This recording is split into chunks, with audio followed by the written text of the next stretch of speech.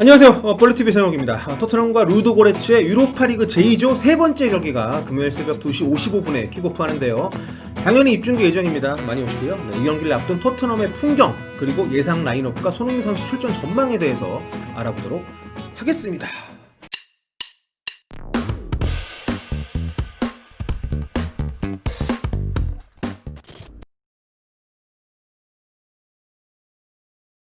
토트넘 요즘 팀 분위기 참 좋습니다. 팀 성적은 다소 부침이 있습니다만 어쨌든 리그 3위 달리는 중이고요. 2위까지 올라갔다가 레스터시티가 지금 따라왔어요. 선수들 인터뷰나 경기 때 골 터지는 장면, 훈련 모습 같은 거 보면 뭔가 되는 팀의 분위기가 있긴 있습니다. 화기애애하고 또 고개 숙인 사람이 없어요. 전체적인 팀 분위기가. 레길론이 스페인 라디오와 가진 인터뷰에서도 이런 분위기를 좀 잘 알 수 있었습니다. 레길론이 토트넘 생활을 굉장히 만족스러워한다는 걸 느낄 수가 있었는데 특히 손흥민하고 호이비에르가 잘해준다고 얘기할 때는 괜히 기분이 더 좋더라고요.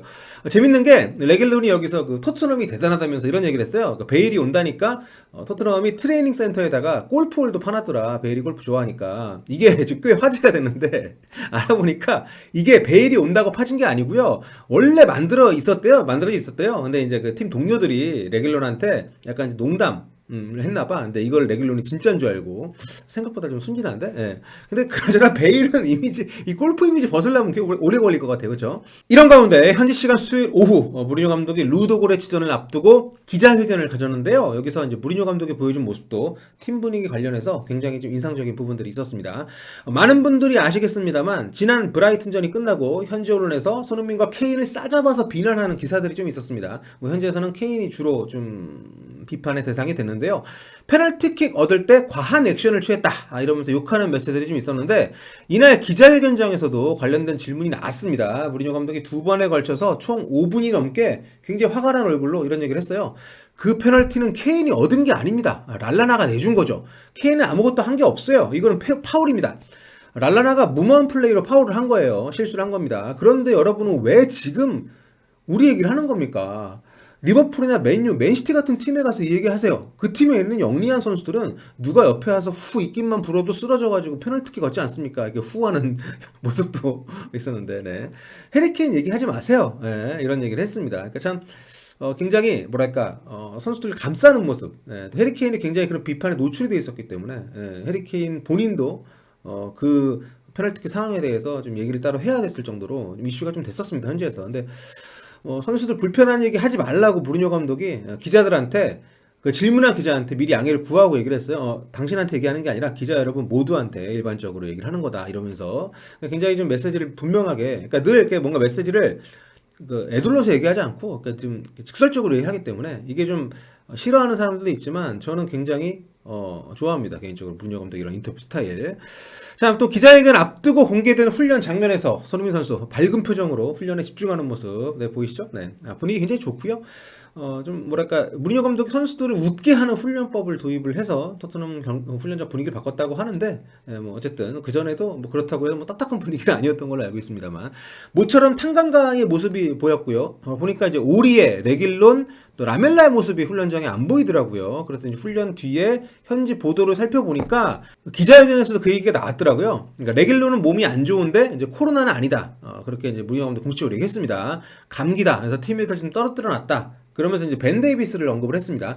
3경기 연속 풀타임을 뛰다가 이제 브라이튼 전에는 막판 5분만 출전을 했었죠. 손흥민 선수 대신에 들어가서 이제 막판에 잠그는 역할을 했었는데 아마 레길론 빠진 자리에 문제없이 레프트백 출전할 걸로 보이고요. 라멜라는 몇 주간 몸이 안 좋았는데 지난 주말 경기 이후에 좀 휴식을 줬다.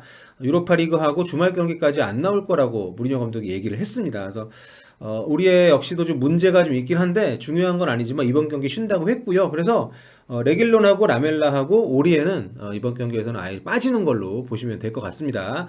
근데 이 레길론하고 라멜라가 빠지면 네, 왼쪽에 글쎄 이제 그 뭐 여러 선수들 뭐 뛸 수 있는 선수들이 없진 않습니다만 경기 또 안 풀리면 이거 손흥민 모실 수도 있겠는데요. 이게 좀 좋은 건지 나쁜 건지 모르겠습니다만 말 나온 김에 손흥민 선수 10월에 뛴 경기들을 한번 살펴보도록 하겠습니다. A매치 주간 끝나고 난 뒤에 일정들을 한번 정리를 해봤는데요.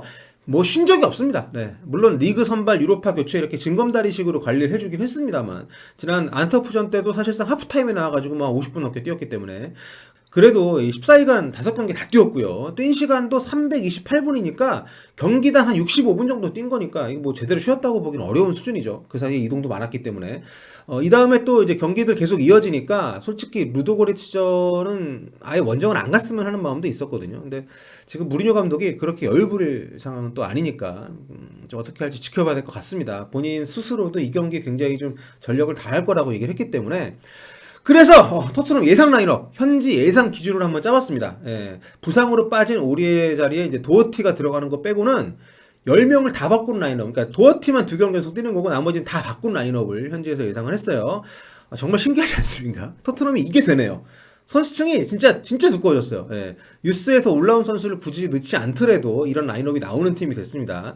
뭐 예상이기 때문에 실제 나오는 라인업은 좀 봐야겠습니다만 안트워프 원정을 졌기 때문에 또 무리뉴 감독이 기자회견에서 We will go full power, 예, 그러니까 full power, 전력을 다하겠다 이런 얘기를 했기 때문에 총동원을 하겠다는 뜻이죠. 주전 멤버를 말 그대로 이렇게 생각을 하면. 근데 그대로 하면 이 예상 라인으로 완전히 다 바뀌는 건데 모르겠습니다. 뭐 어떻게 하게 될지. 사흘 뒤에 또 리그 경기 웨스트브롬 원정이 있기 때문에 이게 현지에서 목요일 밤에 경기하고 금요일 날은 거의 뭐 못 쉬고 또 토요일 하루 쉬고 이제 또 일요일 날 낮 경기이기 때문에 무리를 할지 모르겠어요. 근데 아무튼 지금 영국 현지에서도 선발 예상을 좀 굉장히 어려워하고 있습니다. 그러니까 보통 감독이 경기 앞두고 기자회견에 한 명 선수를 데리고 나오잖아요. 그러면 이제 그 한 선수는 대체로 경기 선발 출전했거든요.